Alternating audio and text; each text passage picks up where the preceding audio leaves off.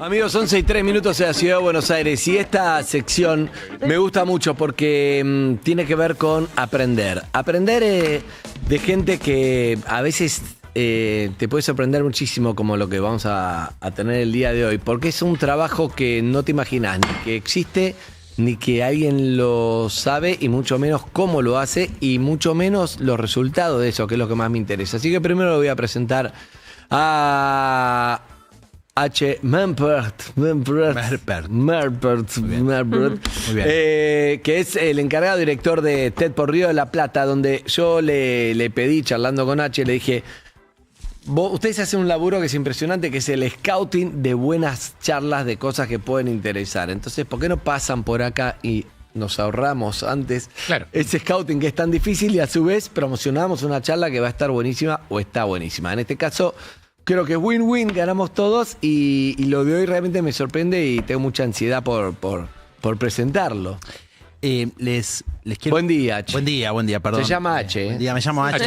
En la primaria me decían Muppet, porque me era medio complicado, como te pasó a vos, pero bueno, H me dice todo el mundo. Hoy tenemos una historia que es, la vamos a ir saboreando de a poquito. A mí cuando era chico me gustaba mucho la ciencia ficción, y la serie que más me gustaba era Star Trek, Viaje a las Estrellas. Spock y todo ese mundo. Y en un momento de la introducción dice que la misión de la nave Enterprise, que es la protagonista de... Ahí está. La protagonista de la serie es buscar nuevas formas de vida y nuevas civilizaciones, viajando temerariamente a donde nadie ha llegado antes. Y a mí me fascina pensar en lo que pasa en el espacio y lo que pasa más allá de nuestro planeta. Pero, ¿por qué nos fascina tanto lo que pasa afuera si hay tanto de lo que pasa adentro que no sabemos? ¿Por qué, por ejemplo, no sabemos nada sobre lo que pasa en las profundidades del océano? No llegamos tan abajo en el océano. ¿Qué pasa en el centro de la Tierra? ¿Cuáles son las especies que no conocemos? Hay especies vivas de nuestro planeta que no conocemos. ¿Puede ser que esté hablando como una charla TED ya? Sí. Y es que es el vicio que tiene. Y de hecho, cuando termina no le puedes hacer preguntas. A mí ya me la vendió. Terminó. A mí ya me la vendió. Cuando termina no habla más. Todavía no presentó al invitado. Hay un... me distraje, me corriste. Me cagaste la cheque. Sí, le cagaste la charla. Viste una botellita, forro. ¿Qué pasa, por ejemplo, con los delfines? Que hablan, sabemos que hablan, que se comunican. Sí, eso es entre increíble. Sí, pero no sabemos que no nada son de tan lo buenos. que no son tan buenos. Bueno, eso dicen los Simpsons. Pará, También ¿qué no te son tan pasa? buenos. Tienen maldad. Es el acervo cultural de los Simpsons que tenemos todos. No, sabemos que hablan, pero no sabemos qué se dicen. Sabemos que hablan. Puedo pero no agregar qué. algo que no suma nada, Sí. pero ¿por qué los tiburones tienen el ojo abierto todo el tiempo y no parpadean nada? ¿Sabías eso? No tenía idea. Creo Bueno, que los peces no tienen párpados. Creo. Tiene muchas dudas. Yo te que los doy peces no tienen certezas. párpados, creo. El tiburón no es un pez. Sí, sí. Ah, bueno. Pueden tener razón los dos. Es creo un que tiburón. Sí, bueno. Puede ser. Bueno. Bueno, y no. ¿qué pasa sobre nosotros? ¿Qué sabemos sobre nosotros y qué no sabemos? Por ejemplo, sabemos que soñamos, pero no. Y si alguien te cuenta un sueño, lo podés conocer, pero no podemos meternos en la cabeza de otro a ver el sueño de otro. No, como en las vemos películas. la actividad cerebral que pasa durante los sueños. A Lo eso único que llega. falta es que te revisen Pero los no sueños. podemos traducir eso en imágenes. No es como las películas que lo enchufan a un cable y ves en una pantalla como si fuera una serie el sueño. Eso todavía. Si pudiéramos no ahora traducir no. los sueños, seguramente, por tremendo. ejemplo, sería los gobiernos empezarían: este pibe es opositor, sueña con la oposición, no, lo anulamos, como las redes sociales. Pero todavía no llegamos, por suerte, a eso. El invitado que tenemos hoy es un científico. Y Es físico, es profesor físico. titular de la UBA, investigador de CONICET. ¿Qué era CONICET? Ya está. No, sigue existiendo, es una institución. Me miró con realmente cara muy de: si importante. hablamos de eso es otra charla Es otra TED, charla. son 10 charlas TED, sí. Y tiene una cualidad que es la primera persona en la historia de la humanidad en haber... Pará, no están preparados No, ustedes, no, no. no están preparados para lo Yo estoy muy que expectante. viene. A ver. ¿Están adentro? Sí, muy. Muy. Primero haber- lo vamos a presentar, porque Dale. ahora hago mi rol. Dale. Mi rol. Gabriel Mindlin. ¿Cómo le va, Gabriel? Buen día. Físico, titular de CONICET. Es la primera persona que hace algo que yo no sé. ¿Es la primera persona? Es la primera persona en la humanidad que hizo esto que yo voy a contar. Y no sé cuántas personas que son la primera persona en la humanidad que hicieron algo Está conocido. loco, sabemos que está La loco. primera puede ser. Messi, Maradona y Primero seguro que no. Messi, Maradona y Seguro que no, tenés razón. Es la primera persona en la humanidad. ¿Cuántas primeras personas que hicieron algo conocen? A ver. No sé, yo es la primera que conozco. Para ir algún deportista. No, que yo hizo tengo algo. a Cande con lo de Windy Houston, pero Gracias. no. Bueno, contame. Dale, H, Es ¿qué la hace? primera persona en la humanidad que pudo traspasar la frontera entre la vigilia y el sueño, o sea, meterse en un sueño de otro ser vivo y volver a nuestro lado, el lado de la vigilia, el lado de las personas despiertas, con el canto de un pájaro. ¿Cómo? El sueño de un pájaro que estaba cantando, él pudo traerse ese canto de ese pájaro. Es decir, se metió en el sueño ¿De un de pájaro? un pájaro y pudo traducir eso que estaba soñando en el canto que estaba soñando cantar. Bueno, A la vamos a mierda. presentarla. No, Además, con esta. Ah, boludo, es un montón. Te entendí todo al principio y caga acá de me perdí risa un poco. como, se Ahora se caga de pone risa como complicado. diciendo. Yo necesito explicaciones. Sí. Bueno, ¿cómo le va, Gabriel? Buen día. Muy bien, muy bien. Me va bien, pero después de esta introducción yo no sé qué decir. Claro. Ah.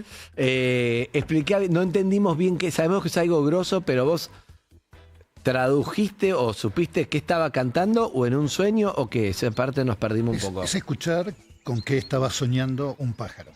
Yo no sabía que los Entonces- pájaros sueñan. Ahí está. Claro. Entonces, la primera cosa es por qué se estudian pájaros. Me parece A que a ver. veces hay que explicar un poquito porque uno está interesado en cómo aprende un cerebro. Ujú. Un cerebro puede cambiar, en el caso humano hay aprendizaje vocal en particular, uno habla porque aprende a hablar de un mamá, papá, y no todas las especies hacen eso. Y hay especies que sí, por ejemplo los pájaros, algunos pájaros, hay 4.000 especies en donde eso pasa. Entonces se estudia cómo aprende un pájaro porque es un modelo para entender cómo aprende también un humano. O sea, porque un cerebro puede ir ¿Cómo aprende a comunicarse, a cantar? cómo aprende a cantar, a comunicarse. Pero la ventaja que tienen los pájaros es que tienen un cerebro muy diseñado modularmente, un poco distinto al humano, donde está todo muy integrado, muy mezclado, entonces tenés zonas específicas dedicadas exclusivamente al canto. Entonces hace unos 20 años unos colegas en la Universidad de Chicago vieron que de noche en esas zonas del cerebro donde se concentra la generación de las instrucciones del canto, había actividad de tanto en tanto. Entonces, aunque el pájaro aprenda a cantar una cosa súper estereotipada, pasaban cosas de noche. Pero bueno, lo que no se puede hacer es meterse en un cerebro y leer cuál es un pensamiento, porque el lenguaje de las neuronas no se conoce. Y a su vez, ¿cómo estudias el cerebro del pájaro? Porque una persona va a un resonador. El cerebro, el del pájaro, ¿cómo haces? Bueno, entonces los neurocientistas que trabajan en esto ponen electrodos, microelectrodos, que leen la actividad de neuronas particulares, y ese es el problema. Como vas leyendo actividades de muy poquitas neuronas, integrar todo eso y ver con qué está soñando, qué está pensando, es imposible. Yo venía de otro lado, yo venía de la física, donde vos lo que puedes hacer es monitorear qué es lo que pasa con la actividad del aparato vocal. Y ahí ya lo que estás haciendo es leyendo todo la salida del cerebro, y tenés modelos matemáticos que te permiten convertir esa actividad en canto.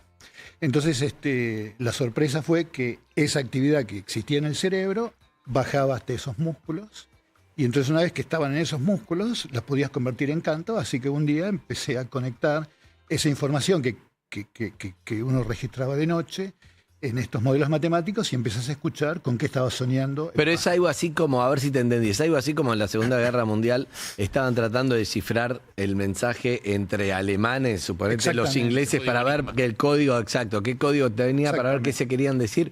Vos agarrás y decís, encontrás un patrón en común, entonces decís, esta actividad, si canta esto, y vas encontrando algo que decís. Exactamente, exactamente. Ok. Entonces fue una sorpresa, vos tenés la actividad durante el día, que es un canto muy estereotipado, y de noche empezás a reconstruir que estas especies tienen estos, lo que llaman estos replays, estos sueños, que son una cosa muy loca, son pedacitos de actividad mucho más arriesgadas de lo que hacen durante el día, y bueno, te sintetizas la banda sonora de los sueños. O sea, cantan distinto en sueños Sí. de lo que cantan en su día a día. Exactamente. No están limitados por lo muscular, digamos, ¿no? Es que imaginan mucho más complejo que lo que pueden realizar. Es súper interesante, no están limitados por el miedo al fracaso Claro. durante el día, ¿viste? Durante el día se Tienen miedo al- juegan la reproducción, Sí. ¿viste? Bueno, Claro. nosotros también, o Mirá. sea, nosotros volamos en los sueños, nos tiramos de lugares increíbles, hacemos cosas loquísimas. Está bien, Es en algún punto es. exactamente igual. Sueñan ¿Y con como qué? nosotros. Suenan con nosotros. ¿Sueñan con ser personas? No llegaste a tanto. Eso no sé.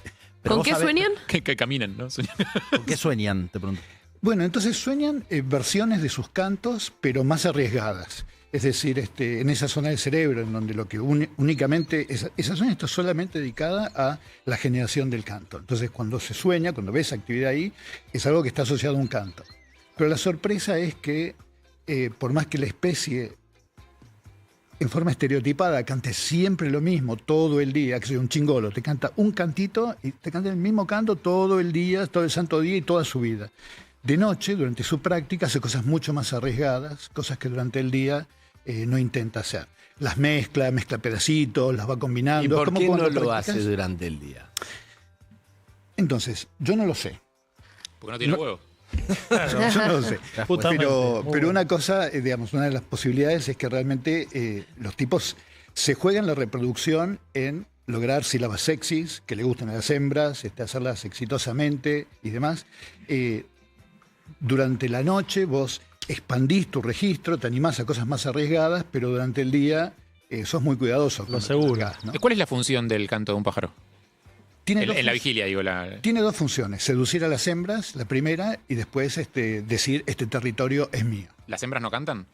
Depende de la especie. En muchas especies no, algunas sí. Hay una muy espectacular en Argentina que sí, que es el hornero, donde duetean, tiene ese dueto hermoso, muy rítmico, es súper interesante.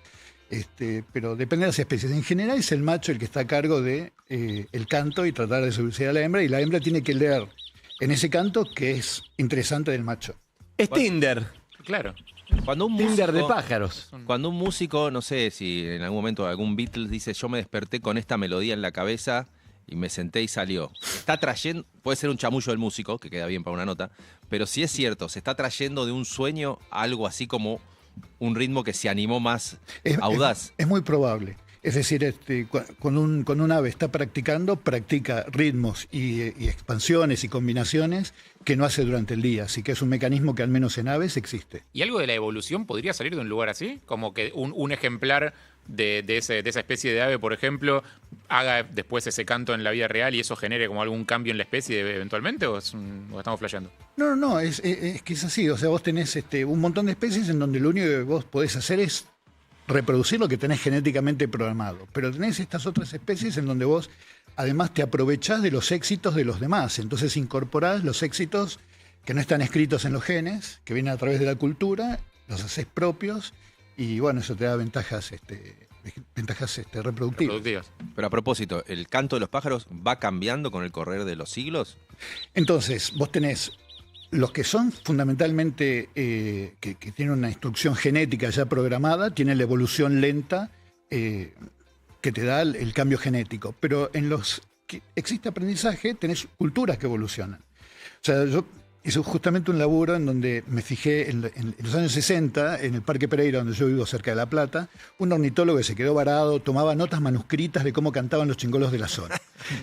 Partitura. y Iba anotando la partitura. Iba anotando la partitura, digamos. Y en pandemia, viste, no podíamos ir al laboratorio, así que yo me fui al parque a hacer unos laburos ahí en pandemia.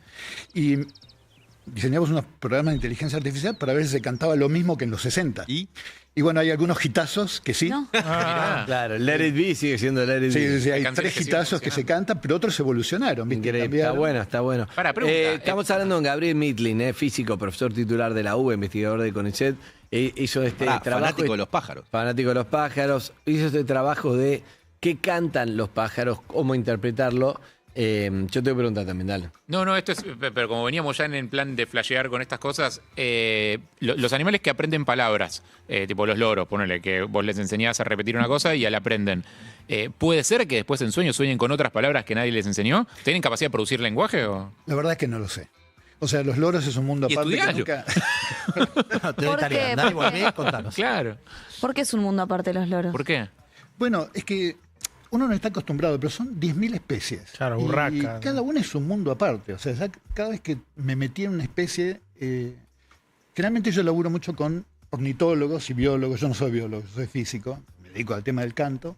Pero tengo algunos colegas que de tanto en tanto me dicen, che, pero vos estudiaste tal especie. Y yo pienso que van a ser, no sé, 2 o 3 semanas que me ponga a mirar un tema. Y por ahí son 3 años que me quedo varado, porque cada especie es un mundo. Y entonces vos tenés las aves que aprenden, como el canario, el jilguero, son 4.000 especies. Pero después tenés los loros, que es una solución evolutiva, en donde también hay aprendizaje, pero es completamente distinta a la de los osinos. Su cerebro es distinto, sus núcleos neuronales son distintos, también lograron aprender, pero por un camino totalmente distinto al de un canario, ponele. Entonces te puedes pasar la vida estudiando Claro. esas especies. ¿viste? Yo le quiero preguntar a Gabriel si, con el mismo método, si hay alguien estudiando, por ejemplo, el ladrido de los perros, qué es lo que quieren decir o patrones en común. Bueno, yo te diría que no, y el motivo es porque en términos de aprendizaje vocal, los perros no aprenden. Justamente uno va hasta los pájaros porque los humanos esto de aprender a vocalizar lo compartimos con delfines, ballenas, algunos pocos mamíferos, y después tenés un vacío hasta estas aves, las aves ocinas o los loros o los colibríes, y después evolutivamente hay un montón de especies en donde aprendizaje vocal no hay. Seguramente hay sueños, seguramente hay cosas recopadas. Pero... Sí, de hecho los perros hacen unos sonidos cuando duermen. Exacto, exacto. Y Gabriel. es- Yo te quiero... es- No sé. Ella quiere saber con qué sueña almendra. Amo, Claro. Qué suerte la mamá Quiere que la te tocó, correa. listo. Qué bueno, hacer chivo. Cuando te vas de tu casa te dice, wow, hacer chivo, no te olvides de la correa. Gabriel, yo te quiero preguntar, ¿qué es lo que te maravilla tanto de los pájaros que te hace fanático y si te pasaba también de chico? Bueno, la respuesta es no. Yo caí al tema de los pájaros un poco de casualidad hace 25 años. Era la época de los 90, cae un juez con un tema de corrupción y una grabación y demás, y no conseguía quien lo ayudara a ver si la identidad de la persona que estaba en la grabación era la del acusado. Y el jefe de departamento me lo tira por la cabeza y me dice, mira, nadie le está dando bolilla a un juez, somos la universidad pública, tenemos que decirle algo, ¿cómo se puede ayudar a esta persona? Y me empezó a interesar en el tema de la producción vocal. Sí. Y un día voy a Estados Unidos a visitar a unos colegas, doy una charla sobre esto y un biólogo me dice, y sobre la física del canto de los pájaros. Y yo me maté de risa, como se deben matar ustedes de risa, con que haya alguien que estudie el canto de los pájaros. Y ahí me cuenta la historia. Y dice, no, mirá que en neurociencia es un modelo animal súper interesante porque está el aprendizaje vocal y tal. Y me fui metiendo un poquito, otro poquito, y después te terminás copando, porque ya te digo, es un problema así infinito y muy cercano al mismo tiempo. O sea, me pasa que en este momento yo voy caminando por el parque, voy trotando, a la mañana voy trotando al Parque Pereira y me aparecen historias todo el tiempo. Sí. ¿viste? Entonces, Qué loco. Entiéndete, es como- Para que hay un oyente, Qué ponele, loco, qué Leo. loco, qué loco.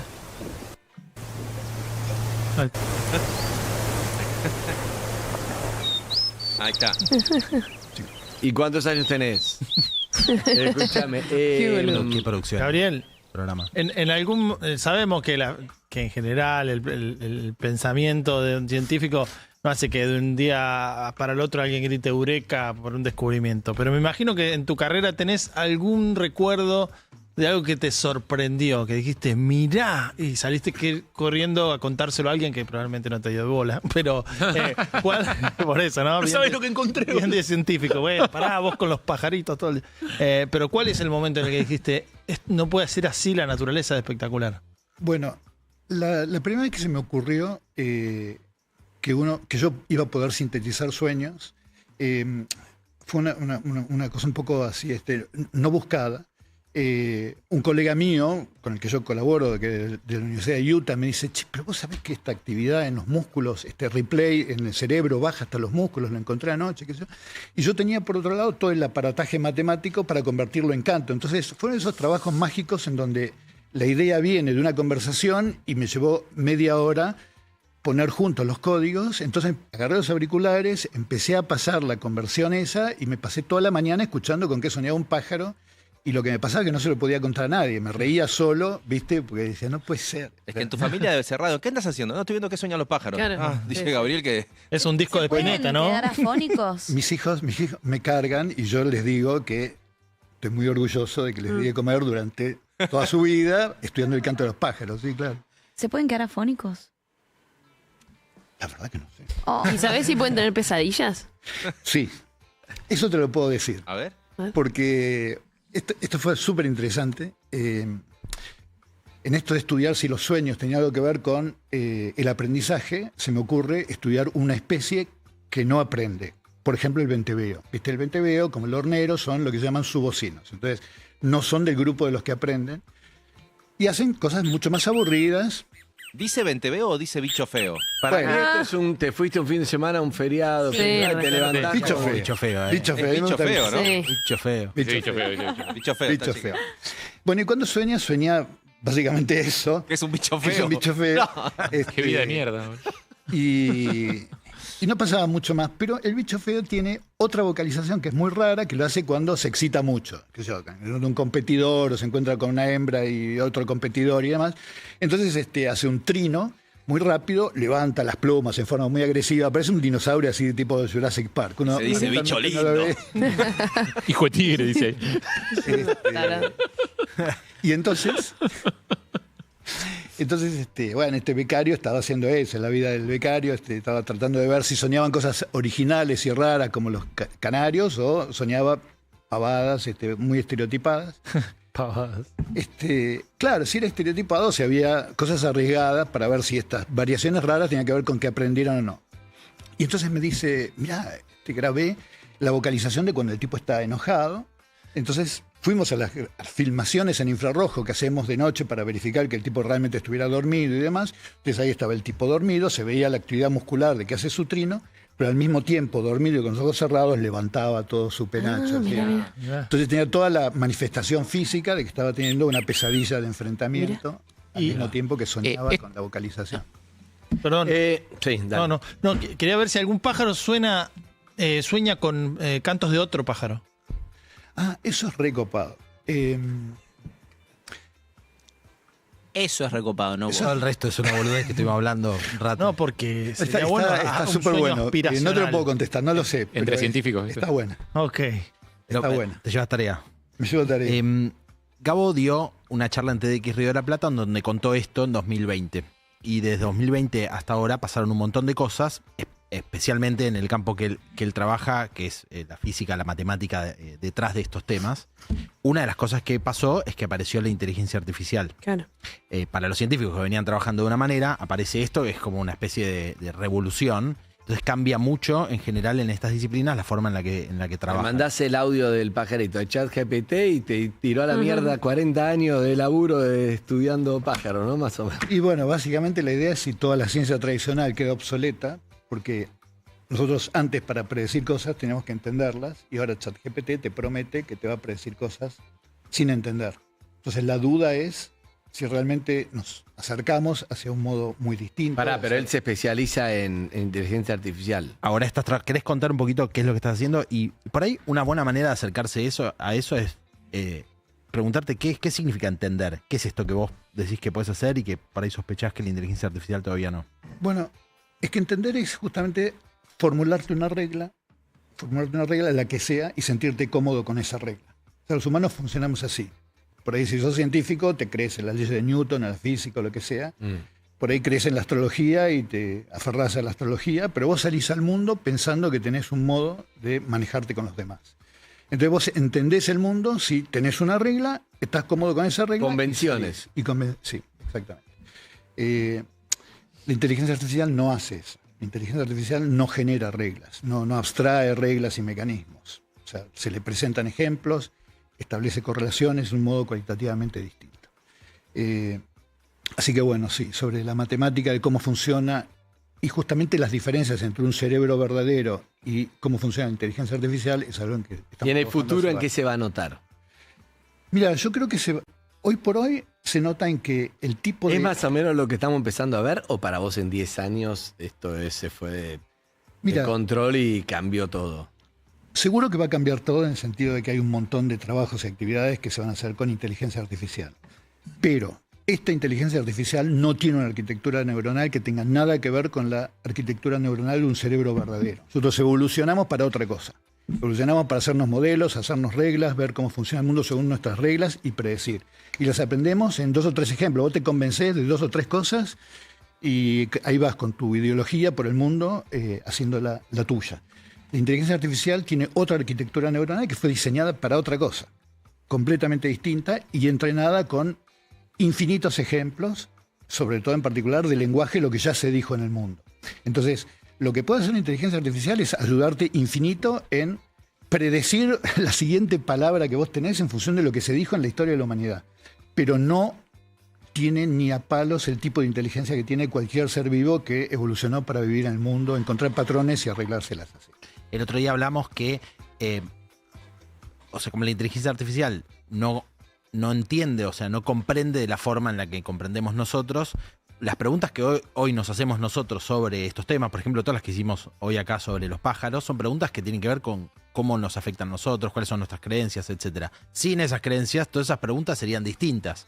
Entonces, una buena pregunta es cómo van a ser los científicos de dentro de 20 años, o sea, los que ahora están en la escuela, que van a haberse criado y van a haber desarrollado toda su actividad científica con inteligencia artificial. ¿Cómo pensás que van a ser vos? Bueno, para mí es la gran pregunta, porque yo creo que la decisión intelectual más importante que tiene que tomar un científico joven hoy cuando se forma es en qué medida va a ser lo que yo llamo ciencia interpretativa, tratar de entender mecanismos y por qué funcionan las cosas, o el que va a ser ciencia de datos. O sea, hoy por hoy un pibe joven decide eso fundamentalmente. Y el que hace ciencia de datos va a ganar mucha más plata, va a resolver problemas mucho más rápido y va a ser una actividad intelectual completamente distinta de aquella a la que lo formamos hasta ahora. Estamos hablando con Gabriel Mitlin, es científico, vos te das cuenta por lo menos que sabe de cosas porque tiene los anteojos colgando. Sí. A nadie que no tenga los anteojos colgando en el cuello como un collar a mano no es alguien que sabe, puede ser un mecánico que sabe de autos, puede ser un piloto de avión, pero sabe de temas. Perdón, y por una cosa más sabes que sabe de temas. A ver. Porque la pregunta que más le gustó es la que no pudo contestar. Bien, está muy bien, Y pero porque dijo no sé 2 veces. yo le quiero preguntar por algo. No sé. No sé. Es el más Yo- inteligente de la mesa, claro. Lejos. No, pero eso ya lo sabíamos antes de venir. Pero yo le quiero preguntar algo, me lo contó un pajarito, pero le quiero preguntar algo Está bien, que es importante, que es, para mí, para ir cerrando algo igual, puede volver otro día, pero en el futuro la educación, porque vos decís, el científico está como vieja escuela o alguien dentro de 20 años se va a formar ya con inteligencia artificial. El sistema educativo no puede ignorar todo lo que está viniendo. Es decir, o vamos a seguir con lo mismo porque es algo que le hace bien a aprender tu forma de pensar y a su vez aprenderemos a usar estas herramientas. Mira, yo hace muchos años, hace 4 años, doy un curso que se llama Inteligencia Artificial y Sistemas Dinámicos aplicados al análisis de datos, para que la gente vea los luces y sombras de un modo o de otro. Chamulla mucho igual el ChatGPT. Chamulla infinito. Pero la verdad que es una discusión. Yo no sé cómo va a evolucionar. ¿Cómo lo vamos a integrar de una manera en que no nos mate lo más interesante que tenemos los humanos, que es hacernos las preguntas de cómo funcionan las cosas e inventarnos la nuestra? O sea, la integración de eso es el desafío más grande. ¿Y cómo se va a resolver? No lo sé. Yo probablemente voy a estar jubilado, pero me parece que es el gran desafío educativo. Y además hay algo que el pibe tiene que aprender a razonar, a todo, porque eso es lo que él necesita, más allá de que porque si no le daríamos la calculadora que está hace ya muchísimos años en primer grado, y él tiene que aprender a hacer la cuenta, aunque después use la calculadora, ¿no? ¿Hay algo de eso? Sí, yo creo que ahora estamos un poco asustados porque cada vez que viene una nueva tecnología nos asustamos. O sea, cuando aparecieron los talleres, todo el mundo salió a quemar los talleres porque nos íbamos a quedar sin laburo. Cuando aparecieron los autos, toda la gente que manejaba carros y caballos se asustó. Y creo que ahora estamos un poco también sobre reaccionando porque es una tecnología muy nueva y tenemos susto. Yo creo que el día de mañana lo vamos a integrar, como decís vos, armoniosamente, tratando de entender mecanismos y apoyándonos y utilizando inteligencia artificial. O sea, miedo a mí no me da. Lo que sí es un momento de mucho vértigo. Ayer estaba hablando con otra persona que también trabaja en ciencia y estamos hablando del futuro. El futuro es un tema enorme y que seguramente la traigan en algún otro momento esa persona. Y lo que me decía es, nosotros en general pensamos en el futuro con las herramientas del presente. Y en un contexto en donde sentimos que hay guerra, lío por todos lados, que se está armando tremendo bardo, que está en la inteligencia artificial que pareciera que nos va a reemplazar, etcétera, se nos ocurren futuros que son catastróficos. Pero esto pasa siempre y después esos futuros no suceden de la manera en la que nos habíamos imaginado. Entonces no sabemos cómo va a ser ese futuro. Tampoco son bárbaros. Y tampoco necesariamente son bárbaros o son distintos. No es la distopía que imaginamos, pero es otra. Pero cuando estamos en momentos de bonanza y el mundo está bien, nos imaginamos futuros perfectos y hermosos, digamos, Volver al Futuro y un montón de otras series mostraban un futuro mucho más lindo que el que nos podemos imaginar ahora. Probablemente no es ni uno ni otro, pero es pensar de alguna forma en el futuro, pero en realidad para afectar el presente, no para pensar en un futuro extraño. Gabo va a estar dando una charla ahora sobre cómo inteligencia artificial está afectando la manera de pensar en la ciencia, especialmente en lo que él hace, el próximo 28 de septiembre en el próximo evento de TEDx Río de la Plata. ¿Dónde es? Es en el Centro de Convenciones Buenos Aires, que es ahí al lado de Facultad de Derecho. ¿Dónde me puedo anotar? Y tdxriodelplata.org pueden conseguir sus entradas. ¿Lo maneja Bien. a fondo o medio abuelo de pájaro? ¿Cuántos chistes de estos te hacen? Son Es el insoportables. cierre de la columna. Te deben hacer, ¿no? No, de había que todos los cerrarla. colores. No haga más chistes, de verdad, quedamos como el Cierre orto. No lo hagamos, Yo estuvo le- buenísimo. Sí, muy Le bueno. agradecemos Muchas gracias, a Gabriel. por venir. A Sí. H, muchas gracias. ¿Qué pasó, Claudio? Nos Sacame de gustaría- acá porque realmente el chiste. Nos gustaría saber qué quiere decir este pájaro. No, los dos juntos. Solo me queda decirte perdón. Sí, perdón perdón, por tan poco. Perdón a los oyentes. No tengo Martín Fierro que devolver, pero entiendo por qué no lo tenemos. Gracias. Urbana Play 104.3. Somos la radio que ves. Desde cualquier